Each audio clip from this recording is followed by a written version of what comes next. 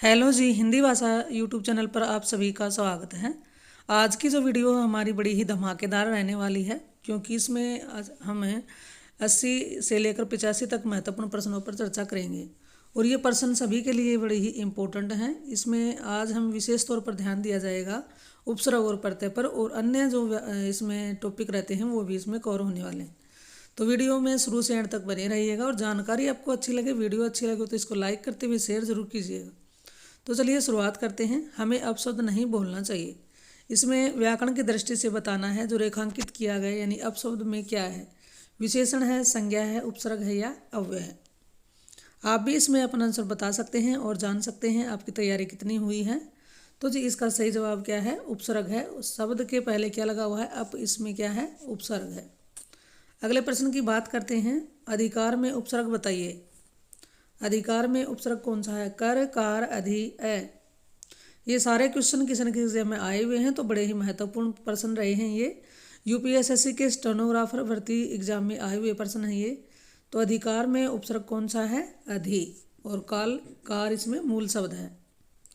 उपसर्ग वे शब्दांश होते हैं जो मूल शब्द से प्रारंभ में लगते हैं, और प्रत्यय वे शब्दांश होते हैं जो मूल शब्द के अंत में जुड़ते हैं। जैसे कि यहाँ पर आ गया प्रश्न हमारा धार्मिक। धार्मिक में बताइए क्या प्रत्यय है, क, इक, मिक, धर्म। कई कई को क में और इक में डाउट हो जाता है, तो इसका एक तरीका है, इस शब्द में देख लेते हैं ये किस शब्द से मिलकर बना है। धार्मिक, धर्म शब्द में इक प्रत्यय जोड़कर बनता है। तो हमें नजर आ गया यहाँ पर धर्म मूल शब्द है। जो भी शब्द दिया जाता है उसमें उपसर्ग और प्रत्यय अलग करने का एक ही तरीका है। जो भी शब्द है उसमें से हम मूल शब्द को अलग कर देंगे। जो पहले शब्दांश बचा उपसर्ग और जो बाद में शब्दांश बचा वो प्रत्यय हो जाता है। जैसे कि यहाँ धर्म में एक बाद में बचा है, तो ये क्या है, प्रत्यय है। अगले प्रश्न की बात करते हैं। प्रतिध्वनि में कौन सा उपसर्ग है, प्रतिध्वनि में कौन सा उपसर्ग है। आप सभी का जवाब इसमें आया है ऑप्शन ए, तो बिल्कुल सही है, क्योंकि ध्वनि मूल शब्द से पहले प्रति इसमें शब्दांश लगा हुआ है और ये एक उपसर्ग है। निम्न में से ई प्रत्यय में से निर्मित शब्द कौन सा है, यानी कि ऐसा कौन सा शब्द है जो ई प्रत्यय जिसमें लगा हुआ है। मंडली, नगरीय, टोकरी, नाली। देखिए मंडली में कोई उपसर्ग प्रत्यय नहीं है, टोकरी में, नाली में भी, इन तीनों में नहीं है। लेकिन नगरीय में क्या है शब्द, नगर के पीछे क्या लगा हुआ है, ई लगा हुआ है। यहाँ पर हमें क्या देखना है, निम्नलिखित में से ई प्रत्यय से निर्मित शब्द बताना है, यानी ई ये नहीं देखना, ई प्रत्यय बताना है किसमें क्या है, ई प्रत्यय है। तो इसका सही जवाब क्या है, नगरी। ये यहाँ पर क्या है, यह नहीं आएगा। नगरी में क्या है, ये ई प्रत्यय है। नगर प्लस ई, ये मूल शब्द क्या है, नगरी है। मूल शब्द क्या है, नगर है, और इसके पीछे हमने ई लगा दिया ये शब्दांश, तो इसमें नगरी बन गया और ई क्या निकला, प्रत्यय निकला। अगले प्रश्न की बात करें। सूची 1 में दिए गए धातु को सूची 2 में दिए गए प्रत्यय से सुमेलित करना है। इसको थोड़ा सा छोटा कर लेते हैं ताकि अच्छे से क्लियर हो जाए हमारा। तो सूची 1 में सूची 2 को सुमेलित करना है। अब इनसे मिलकर के सार्थक शब्द बनाना है, ठीक है। तो चलिए इसको करने की जल्दी से जल्दी कोशिश करते हैं। सबसे पहले हमारा है पाठ। पाठ में क्या जोड़ा कि वो सार्थक शब्द बन जाए, तो पाठ में हमने क्या जोड़ा है, अक लगा दिया, तो क्या बन गया, पाठक। पाठक बन गया, पाठक बन गया है। और उसके बाद अगला है इसमें चाल। चाल में ऐसा क्या लगाएं, तो चाल में हमने आक लगा दिया, तो क्या बन गया, चालाक। इस तरह से भी प्रश्न पूछे जाते हैं पेपर में, ध्यान बनाए रखें अपना और समझें इनको। झटक में ऐसा क्या लगाएं कि वो सार्थक शब्द बन जाए और प्रत्यय भी नजर आ जाए। तो झटक में हमने क्या लगाया, आ, तो क्या बन गया, झटका। उसके बाद पशु में क्या लगाना है, कौन सा शब्द बच गया है, एक ही बचा है, इक, तो पशु में इक लगाया, तो क्या बन गया, पाशविक। पाशविक शब्द निर्मित हो जाता है। इस तरह के प्रश्नों को आपको ध्यान से करना है, क्योंकि कई बार जल्दबाजी में गलत हो जाता है। अगला क्वेश्चन है, अध्यक्ष में कौन सा उपसर्ग है। अध्यक्ष में कौन सा उपसर्ग है। कईयों का इसमें अद आया है तो गलत है, क्योंकि इसमें अधि उपसर्ग है, अधि प्लस अक्ष।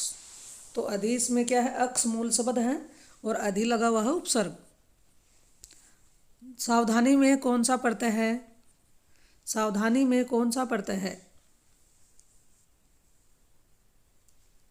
तो इसमें प्रत्यय कौन सा है? ई है। सावधान मूल शब्द से के बाद में क्या जुड़ा हुआ है? ई, तो बन गया सावधानी। जिंदगी में कौन सा प्रत्यय है? जिंदगी में कौन सा प्रत्यय है? तो जिंदगी में ई प्रत्यय है। उपसर्ग वह शब्दांश है जो ऑप्शन कौन कौन से हैं? जो क्या करता है? किसी शब्द के बाद में जुड़ता है, किसी शब्द के मध्य में जुड़ता है, किसी शब्द के आगे जुड़ता है, किस शब्द में कहीं भी जुड़ सकता है। तो उपसर्ग वे शब्दांश होते हैं जो किसी शब्द के क्या करते हैं? सबसे आगे जुड़ता है। अधिकारी में कौन सा उपसर्ग है? ये रिपीट हो गया, अधि है इसमें, ऑप्शन बी। निम्नलिखित में से किस शब्द में अ उपसर्ग नहीं लगा? निम्नलिखित में से किस शब्द में अ उपसर्ग नहीं लगा है? अकथ, अभेद, अचूक, अनुज। तो इसमें किस में नहीं लगा है? अनुज में। बाकी कथ के पहले अ लगा हुआ है, भेद से पहले भी अ है, चूक से पहले भी अ है, लेकिन अनुज कोई शब्द नहीं होता। अनुज सार्थक शब्द है, अपने आप में ही रूढ़ शब्द है। निम्नलिखित में से किस शब्द में नी प्रत्यय नहीं लगा है? शेरनी, मोरनी, नौकरानी, कुटनी। तो शेरनी में भी नी प्रत्यय है, मोरनी में भी, कुटनी में भी, लेकिन नौकरानी में क्या प्रत्यय है? आनी। तो इसका सही जवाब क्या है? C option. अगला प्रश्न हमारा है, माता पिता अपने बच्चों के लिए कड़ी मेहनत करते हैं। रेखांकित शब्द का क्या अर्थ होगा? यानी कि के लिए में बताना है क्या है। विशेषण है, परसर्ग है, सर्वनाम है, संज्ञा है। तो जी इसमें आप सभी का आंसर आया ऑप्शन बी। तो बिल्कुल सही जवाब है आपका। इसके लिए आपको बहुत बहुत बधाई। आपकी तैयारी बड़ी अच्छी चल रही है और भी अपनी तैयारी करते रहें। और लगता है हरियाणा में सीईटी का अब होने वाला है एग्ज़ाम, उसके लिए हो सकता है फॉर्म अप्लाई करने शुरू हो जाएं। तो उसके लिए एक वीडियो बड़ी ही महत्वपूर्ण रहने वाली है। तो परसर्ग कहते हैं कारक चिन्ह या विभक्ति को। अगले प्रश्न की बात करें, आगमन में उपसर्ग है। आगमन में कौन सा उपसर्ग है? तो गमन शब्द से पहले आ लगा दिया है, तो आ क्या है? उपसर्ग है। रसोईया में प्रत्यय बताइए। रसोईया में प्रत्यय क्या है? तो जो रसोईया में रसोई मूल शब्द है और ईया क्या लगा हुआ है? इसमें प्रत्यय है। इनमें से किस में निर उपसर्ग नहीं है? इनमें से किस में निर उपसर्ग नहीं है? निशेष, निर्देश, निर्बल, निर्वाह। तो जी इसका सही जवाब है ऑप्शन ए, इसमें नी है उपसर्ग है, निर नहीं है। अगले प्रश्न की बात करते हैं। तो प्रश्न है, समीप, छोटा तथा गौण के अर्थ में कौन सा उपसर्ग आता है? यानी किस उपसर्ग का अर्थ होता है समीप, छोटा, गौण? उर, उत, उप, उ। तो जी इसका सही जवाब है उप। जैसे कि प्रधानमंत्री, उप प्रधानमंत्री, निदेशक, उपनिदेशक। यानी निदेशक के छोटा जो होता है गौण, जिसका महत्व थोड़ा सा निदेशक से कम होता है, उपनिदेशक। ठीक है, चलिए आगे बात करते हैं। बुरे अर्थ में प्रयुक्त होने वाला बद उपसर्ग किस भाषा का है? बहुत ही महत्वपूर्ण प्रश्न है। बुरे अर्थ में प्रयुक्त होने वाला बद उपसर्ग किस भाषा का शब्द है? संस्कृत, अंग्रेजी, उर्दू, फारसी, हिंदी। तो जी ये किसका है? उर्दू फारसी का। आहट, आवट, आस आदि किस प्रकार के तद्धित प्रत्यय हैं? अब प्रत्यय दो प्रकार के होते हैं। कौन कौन से होते हैं? तद्धित प्रत्यय और कृतंद। तद्धित प्रत्यय और कृतंद प्रत्यय। जिन प्रत्ययों का निर्माण क्रिया के अंत में लगाकर किया जाता है वो कृतंद कहलाते हैं। और जिन प्रत्ययों का निर्माण क्रिया को छोड़कर संज्ञा, सर्वनाम, विशेषण के अंत में लगाकर बनाया गया शब्द क्या कहलाता है? तद्धित प्रत्यय कहलाता है। और उससे बना हुआ शब्द तद्धितांत कहलाता है। और क्रिया के पीछे लगे हुए शब्दांश से कौन सा प्रत्यय बनता है? कृतंद बनता है। तो देखिए इसमें से बताना है, आहट, आवट, आस आदि किस प्रकार के तद्धित प्रत्यय हैं? तद्धित का मतलब संज्ञा, सर्वनाम से बनाए गए। कर्तृवाच्य हैं, क्रमवाच्य हैं, भाववाच्य हैं, संबंधवाच्य हैं। तो जी इसमें आप सभी का उत्तर आना चाहिए, भाववाचक के अंतर्गत ये आते हैं। इसमें भाववाचक का उदाहरण हम जान सकते हैं, जैसे कि आहट कड़वाहट। कड़वा के पीछे हमने आहट लगाया तो क्या बन गया, कड़वाहट। और कड़वा क्या है, एक विशेषण शब्द है। तो संज्ञा, सर्वनाम और विशेषण शब्दों के अंत में जो प्रत्यय लगाए जाते हैं वो तद्धित प्रत्यय कहलाते हैं। चाहे संज्ञा के अंत में हो, सर्वनाम के अंत में हो, चाहे विशेषण के अंत में। आवट जैसे कि मिलावट, आस, खटास, मिठास, मीठा शब्द है उसके पीछे आस लगाया है। तो विशेषण के अंत में जो प्रत्यय लगते हैं या संज्ञा या सर्वनाम के अंत में तो वो तद्धित प्रत्यय कहलाते हैं। और ये किस प्रकार के प्रत्यय हो जाते हैं, भाववाचक। इनमें भाव देखा जाता है वस्तु व्यक्ति का। प्रत्याशा किस शब्द में उपसर्ग है, प्रत्याशा में उपसर्ग क्या है ये बताना है। उपसर्ग की बात हो रही है यहाँ पर। देखिए प्रत्याशा में क्या है, आशा मूल शब्द है और इससे पहले क्या जोड़ दिया गया है, प्रति। तो प्रति इसमें क्या है, उपसर्ग है। औपचारिक शब्द में प्रत्यय लगा है। हो सकता है वीडियो थोड़ी सी लंबी हो जाए तो इसको इग्नोर करते हुए इंपॉर्टेंट जो क्वेश्चन है उन पर ध्यान रखें, आपके काम आने वाले प्रश्न है ये। औपचारिक शब्द में प्रत्यय कौन सा है, ए, क, इक, ईक। तो जी इसमें प्रत्यय कौन सा है, इक है। अगला है उपसर्ग बताइए, अति इंद्रिय। अति इंद्रिय में उपसर्ग बताना है। तो इसमें इंद्रिय क्या है, मूल शब्द है और अति इसमें क्या जुड़ा हुआ है, प्रत्यय जुड़ा हुआ है। जो इसमें ऑप्शन ए है ये बिल्कुल सही आएगा यहाँ पर, अति इंद्रिय। अगले प्रश्न की बात करते हैं। तो प्रश्न है दुकाल में कौन सा उपसर्ग होगा।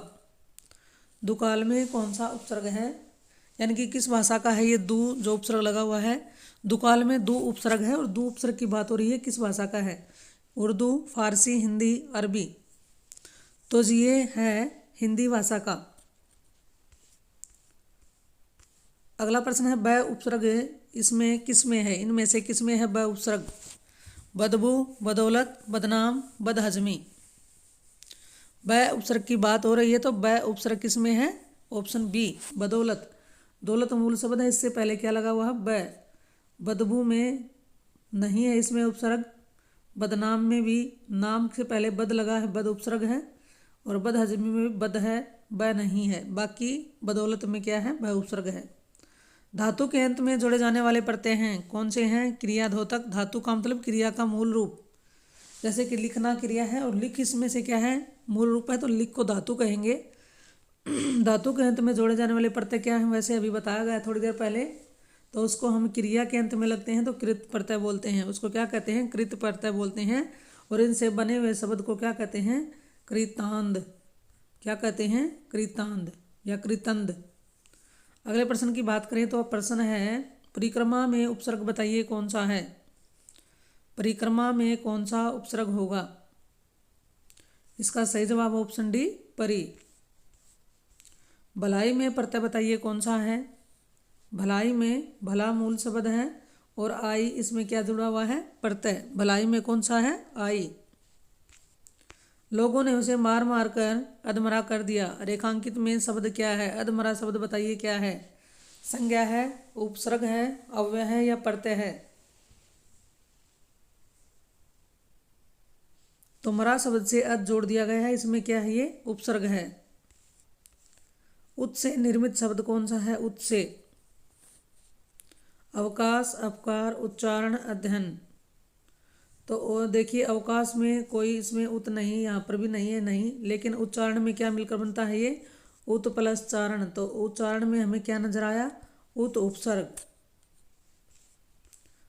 अधिमानता में प्रयुक्त उपसर्ग बताना है। अधिमानता में कौन सा उपसर्ग है, अ, अध, अधि, ता। तो अधिमानता में उपसर्ग कौन सा है, अधि। दिए गए वाक्य में एक शब्द रेखांकित है, उस शब्द में प्रयुक्त उपसर्ग किस कोटि का है, चिन्हित कीजिए। विद्यालय का उप प्रधानाचार्य जिम्मेदार व्यक्ति होता है।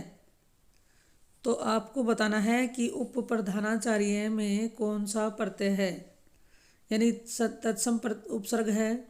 कौन सा उपसर्ग है इसमें बताना है, तत्सम उपसर्ग है, तद्भव उपसर्ग है, विदेशज उपसर्ग है या देशज उपसर्ग है।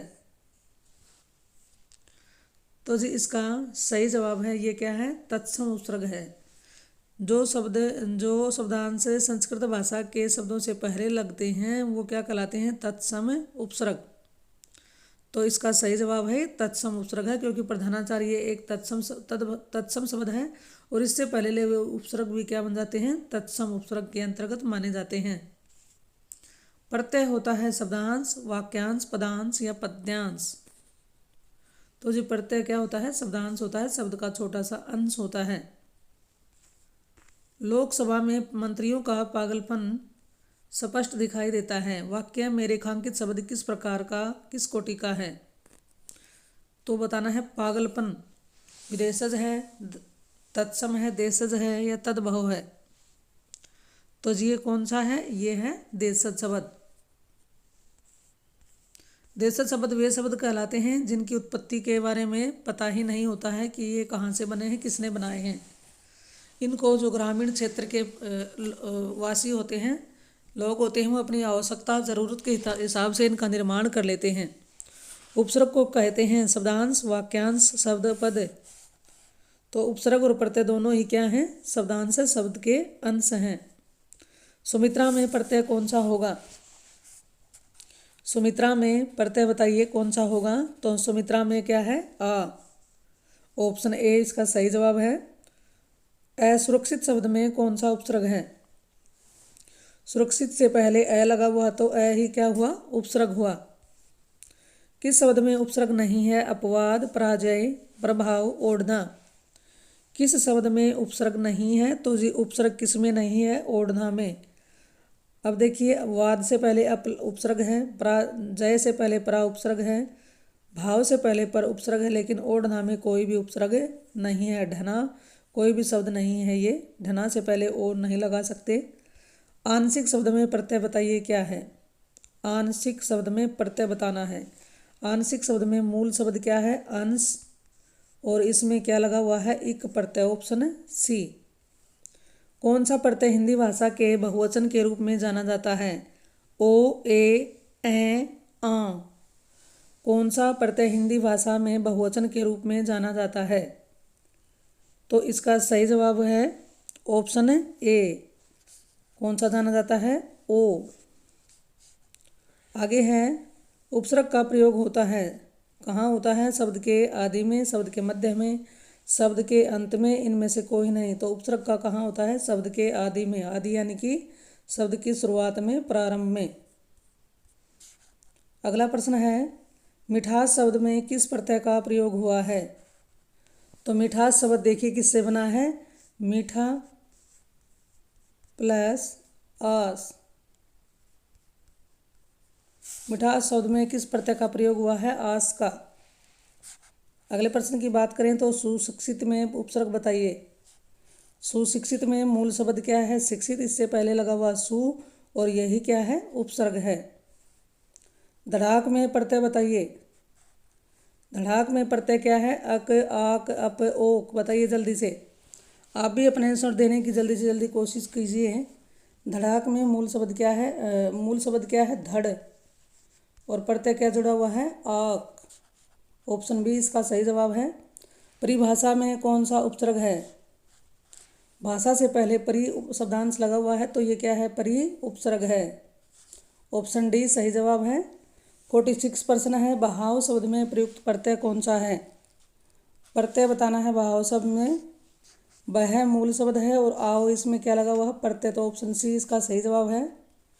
नेक्स्ट प्रश्न है बहिर्मुखी शब्द में कौन सा उपसर्ग है? बहिर्मुखी शब्द में कौन सा उपसर्ग है? तो जल्दी से जल्दी आप भी आंसर दें। इसका सही जवाब आप मिला सकते हैं बहिर्मुखी शब्द से बहिर लगा हुआ है, ऊपर लगा हुआ र होता है स्वर रहित, इसके नीचे लगा हुआ है हलंत। अगला प्रश्न है किस बोली में ने प्रसर्ग लगाया जाता है?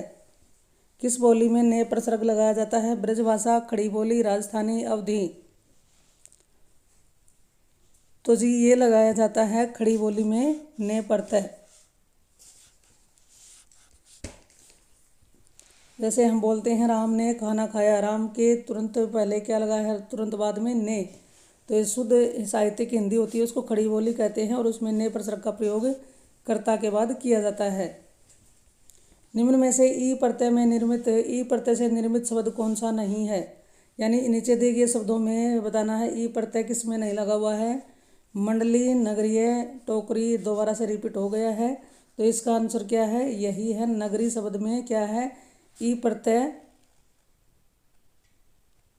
बाकी तीनों में क्या है, कौन से शब्द में, मंडली, टोकरी और नाली इसमें है, लेकिन यहाँ पर ये क्वेश्चन थोड़ा चेंज है। नगरीय में क्या है, ई प्रत्यय है, तो इसका सही जवाब क्या है, ऑप्शन है बी। कहावत शब्द में प्रयुक्त प्रत्यय बताइए। कहावत में प्रत्यय क्या है, तो जी कहावत में क्या है, आवत। कह इसमें मूल शब्द है। कल्पना शिक्षा में एक प्रत्यय का प्रयोग करने से शब्द क्या बनेंगे। प्रश्न इस तरह से भी आ जाते हैं, बिहार टेट के सेकंड पेपर में पूछा गया था। ये क्या पूछा गया है, कल्पना शिक्षा में एक प्रत्यय लगाकर कौन से शब्द बनेंगे। ऑप्शन आपके सामने हैं, तो जी कल्पना ऑप्शन डी है। काल्पनिक और शैक्षिक शब्द दोनों का निर्माण होगा। गवैया किस प्रत्यय का शुद्ध रूप है। गवैया किस प्रत्यय का शुद्ध रूप है। इस तरह के प्रश्न पूछे जाते हैं, इंपॉर्टेंट हैं, ध्यान बनाए रखें। और जानकारी आपको अच्छी लगे तो इसको ज़्यादा से ज़्यादा शेयर करें, लाइक तो ज़रूर कीजिए। गवैया किस प्रत्यय का शुद्ध रूप है। कर्तृवाच्य, कर्मवाच्य, कृतवाच्य, कर्णवाचक कृत प्रत्यय, भारवाचक कृत प्रत्यय। ये भारवाचक नहीं, भाववाचक है। यहाँ पर क्या है, वह है, तो जी इसका सही जवाब है कर्तृवाच्य है। गवैया यानी कि गाने वाला जो है करता है ये। जैसे गवैया गीत गाता है तो करता क्या है, गवैया, तो एक कर्तृवाच्य हो गया। धातु में प्रत्यय जोड़ने से बने शब्द कहलाते हैं। धातु क्रिया के मूल रूप को कहते हैं। क्रिया के मूल रूप को धातु कहते हैं। जैसे लिखना क्रिया है और लेख इसमें क्या है, लिख क्या है, धातु है। तो प्रत्यय इसके पीछे जोड़ दिया जाता है तो उसको हम क्या कहते हैं, उसको कृतंद कहते हैं। नेक्स्ट प्रश्न की बात करें, निम्नलिखित में से किस शब्द का निर्माण उपसर्ग से नहीं हुआ है। अवसाद, उन्नति, सज्जन, सुनहरा। तो इसका सही जवाब क्या है, सही जवाब इसका रहेगा ऑप्शन डी। अवसाद में अव लगा हुआ है, सज्जन में सत है, उन्नति में उत है, सुनहरा में कोई भी उपसर्ग नहीं है। टिकाऊ में प्रत्यय बताइए। हरियाणा टेट फर्स्ट पेपर में आया वह प्रश्न है ये, टिकाऊ में। तो जी इसमें क्या है, आऊ है, टिक मूल शब्द है, आऊ इसके पीछे शब्दांश लग गया। शब्दांश क्या होते हैं, यहाँ पर उपसर्ग या प्रत्यय होते हैं। तो सही जवाब क्या है, ऑप्शन है बी। किस शब्द में ल प्रत्यय रूप में नहीं आया। कुशल, मृदुल, विमल, रोमल। किस शब्द में ल प्रत्यय रूप में नहीं आया है। तो जी इसका सही जवाब क्या है, ऑप्शन है सी। कुशल में कुश के पीछे ल है, ठीक है। मृदु के पीछे ल है, रोम के पीछे ल है। रोम का मतलब क्या होता है, रोए। व्युम का कोई अर्थ यहाँ पर नहीं होता है, ये निरर्थक अर्थ है। तो इसका सही जवाब है ऑप्शन सी, विमल। प्राक्तन शब्द में उपसर्ग एवं मूल शब्द का सही विकल्प है। ध्यान देने प्रश्न है ये, बहुत ही इंपॉर्टेंट दिखाई दे रहा है। तो आप देखते हैं कितने कर सकते हैं इसको। प्राक्तन में शब्द में उपसर्ग एवं मूल शब्द का सही विकल्प क्या है। तो जी इसका सही जवाब क्या है, प्राक प्लस तन, ठीक है। उपसर्ग मूल शब्द का सही क्या है, तन से पहले प्राक क्या लगा हुआ है, उपसर्ग लगा हुआ है, प्राक तन। नेक्स्ट की बात करते हैं, निम्नलिखित में से किस शब्द में एक प्रत्यय लगा हुआ है। सागर, नगर, अगर, जादूगर। किस शब्द में एक प्रत्यय लगा हुआ है, तो ये प्रत्यय किस में लगा हुआ है, जादूगर में। जादू के बाद क्या है, गर इसमें प्रत्यय है, बाकी किसी में कोई प्रत्यय नहीं है। निम्नलिखित में से किस शब्द में प्रत्यय का प्रयोग नहीं हुआ है। निम्नलिखित में से किस शब्द में प्रत्यय का प्रयोग नहीं हुआ। वसंत, रटंत, भिड़ंत, धड़ंत। तो जी किस में नहीं हुआ, वसंत में नहीं हुआ है। रट प्लस अंत इसमें हुआ है, भीड़ प्लस अंत इसमें भी, धड़ प्लस अंत, तीनों में प्रत्यय का अंत प्रत्यय का प्रयोग है, लेकिन वसंत में कोई प्रत्यय नहीं है। प्रत्यय का प्रयोग कहाँ होता है, शब्द के आरंभ में 3 बार रिपीट हो गया है। मध्य में प्रत्यय का प्रयोग कहाँ होता है, शब्द के अंत में। ऑप्शन सी इसका जवाब है। अगला है अतिरिक्त शब्द में उपसर्ग बताना है। हो सकता है वीडियो थोड़ी सी लंबी लगे, लेकिन काम की है, ज़रूर देखिएगा और शेयर भी करिएगा। अतिरिक्त शब्द में उपसर्ग बताना है। अतिरिक्त शब्द में अति उपसर्ग है। निम्न काले अक्षर वाले शब्दों में प्रयुक्त प्रत्ययों का भेद बताना है ये किस प्रकार का प्रत्यय। वेरी इंपॉर्टेंट क्वेश्चन है जी। आप भी इसका आंसर डालने की कोशिश करें। कुम्हार, सुनार आदि जातियों की उपयोगिता गांव में बहुत होती है। तो जी इसमें बताना है कि ये तत्सम प्रत्यय है, तद्भव प्रत्यय है, देशज या विदेशज। तो इसका सही जवाब क्या है? ये तद्भव प्रत्यय है, ये हिंदी भाषा के प्रत्यय हैं। कुंभ और सोना, इसके पीछे आर है, कुंभ के पीछे भी आर है, आर प्रत्यय इसमें लगा हुआ दोनों में। 19 इस शब्द में प्रयुक्त हिंदी उपसर्ग बताना है। 19 में हिंदी उपसर्ग की बात हो रही है, हिंदी उपसर्ग बताना है, यानी तद्भव भी हम कह सकते हैं। इसका सही जवाब क्या है? उन।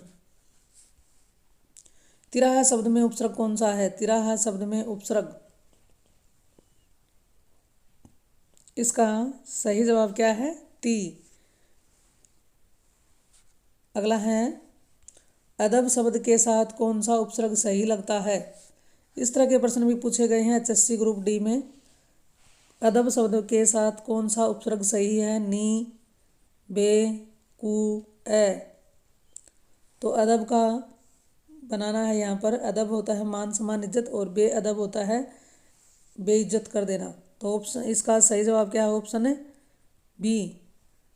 चलिए अगला प्रश्न है खुश शब्द के साथ कौन सा उपसर्ग सही लगता है? उपसर्ग बताना है, लगाकर भी देख सकते हैं। सु खुश बिल्कुल गलत हो गया है, वी खुश गलत हो गया, ना खुश, और ना खुश बिल्कुल सही है, वे खुश कुछ नहीं होता। खुश से पहले हम ना उपसर्ग लगा सकते हैं, तो इसका विलोम हो जाता है, बिल्कुल सही है ये। गुण के साथ कौन सा उपसर्ग सही लगता है? गुण शब्द के साथ कौन सा उपसर्ग लगेगा? बेगुण, कुगुण, परगुण, अवगुण। तो जी बिल्कुल आंसर हमारे सामने आ ही गया है। गुण से पहले अव लगाया जाता है तो अवगुण बनकर ये विलोम शब्द प्रयुक्त हो जाता है, इसका बन जाता है। अगला शब्द है कुल शब्द के साथ कौन सा उपसर्ग जोड़ा जाएगा? कुल के साथ उपसर्ग परकुल, प्रतिकूल, वेकुल, नाकुल। तो प्रतिकूल इसका सही जवाब है। अगला प्रश्न है आचार शब्द के लिए सही उपसर्ग कौन सा है? आचार शब्द के लिए सही उपसर्ग कौन सा रहेगा? तो लगाकर भी देख सकते हैं हम। उपचार, आचार, उप आचार, नाचार, अपचार, दुराचार। तो इसका सही जवाब आप भी लिख सकते हैं। तो सही जवाब क्या है? दूर। आचार के पहले दूर लगा दें तो दुराचार बन जाएगा, इसका विलोम शब्द बिल्कुल सही जवाब है। पूत शब्द के साथ कौन सा उपसर्ग सही लगता है? पूत शब्द के साथ कौन सा उपसर्ग लगेगा? कैपूत, कपूत हो जाएगा। महता में कौन सा प्रत्यय है? महत, महत, ता, तत्ता। उपसर्ग देखिए, ऑप्शन देखिए कौन सा रहेगा। तो महता में प्रत्यय पूछा गया है, तो जी इसमें प्रत्यय रहेगा ऑप्शन सी, ता। अगला है सचरित्रता शब्द में कौन सा उपसर्ग है? सचरित्रता शब्द में देखिए सत प्लस चरित्र इसमें मूल शब्द है, और ता इसमें क्या निकल कर आया? प्रत्यय। तो ऑप्शन डी इसका सही जवाब है, ता प्रत्यय है। और उपसर्ग पूछा गया, उपसर्ग कौन सा है इसमें? सत उपसर्ग है। अगले प्रश्न की बात करते हैं। तो प्रश्न है अनासक्ति में कौन सा उपसर्ग प्रयोग किया जा गया है? अनासक्ति में कौन सा उपसर्ग है ये बताना है। तो जी अनासक्ति में उपसर्ग कौन सा है? अन्न प्लस आ। दो उपसर्ग आ गए हैं इसमें, एक नहीं है। एक तो अन्न है और दूसरा क्या है? आ है। और मूल शब्द क्या है इसमें? शक्ति, अनासक्ति। नेक्स्ट प्रश्न की बात करें। सचरित्रता शब्द में उपसर्ग अभी अब आया था, सत्य है, बी ऑप्शन। रिपीट हो गए दोनों। चलिए तीसरा देख लेते हैं।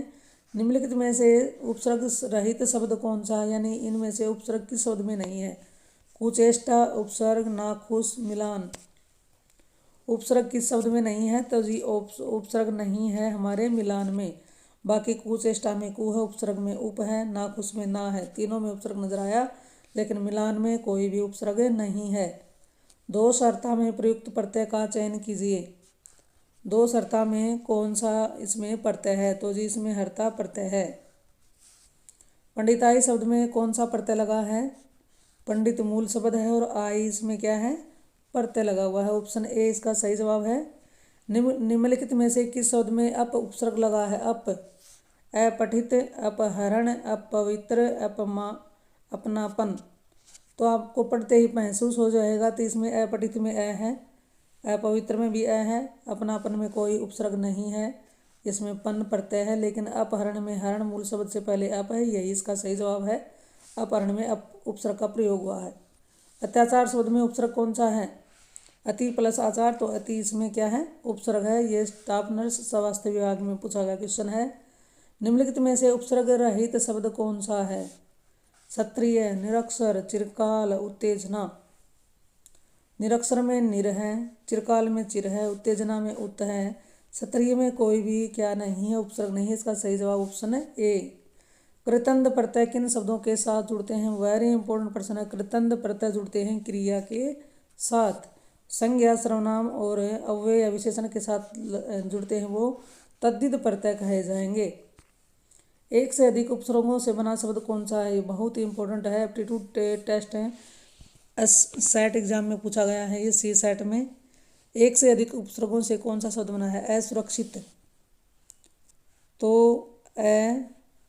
असुरक्षित, देखिए इसी में क्या है? अ है और सुरक्षा मूल शब्द है, इत इसमें प्रत्यय है।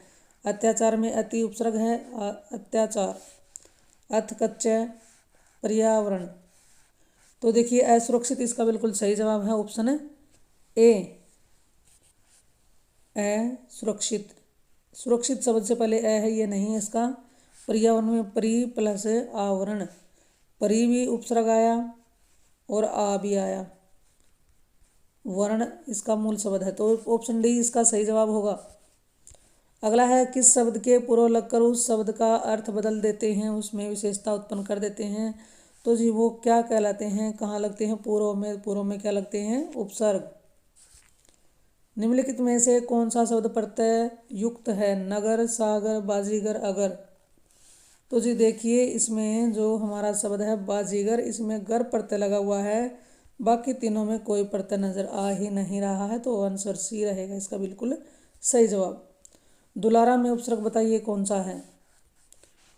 ये इस वीडियो का हमारा अंतिम प्रश्न है और इसमें आप अपना होमवर्क मान सकते हैं, तो इसका आपको कमेंट में डालकर जवाब देना चाहिए कि इसका सही जवाब क्या होगा। दुलारा, आपके उत्तर की मुझे प्रतीक्षा रहेगी।